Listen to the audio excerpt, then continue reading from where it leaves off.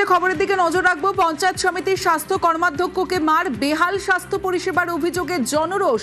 বালি জগাছা পঞ্চায়েত সমিতির স্বাস্থ্য কর্মাধ্যক্ষকে মার।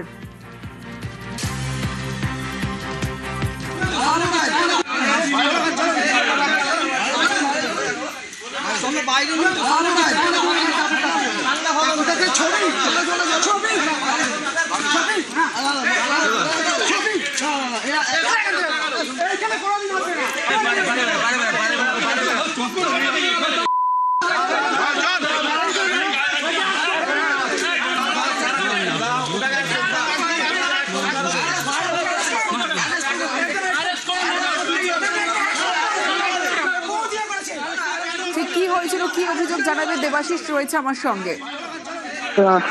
মূলত জগদীশপুর ব্লক হাসপাতাল, যেটি বালিজগাছা ব্লকের মধ্যেই সেই হাসপাতাল কোনা, যার বিধানসভা হচ্ছে শিবপুর বিধানসভা।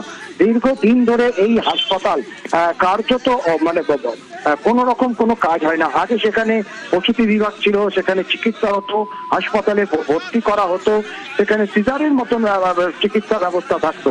কিন্তু কয়েক বছর ধরে কার্যত দেখা গেছে যে সেই ব্যবস্থা কিন্তু কার্যত ভেঙে পড়েছিল। আজকে শিবপুরের বিধায়ক রুদ্রনীল ঘোষ, হাওড়ার সিওমএইচ এবং ব্লক মেডিকেল হেলথ অফিসার তাকে নিয়ে একটি বৈঠক করে। সেই বৈঠকেই ডাকা হয়েছিল পঞ্চায়েত সমিতি অর্থাৎ বালিজগাছা পঞ্চায়েত সমিতির স্বাস্থ্য কর্মাধ্যক্ষ গৌরাঙ্গ সাহাকে।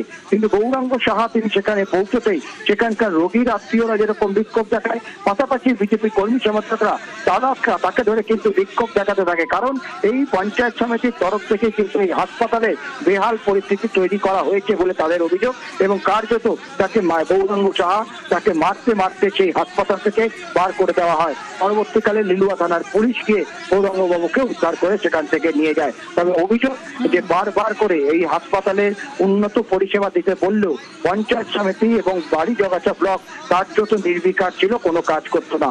আজ যখন বিধায়ক বৈঠক করছেন সেই সময় তিনি কাজ দেখাতে আসেন বলে অভিযোগ, এবং সেখানেই তাকে মারধর করা হয়। বেশ।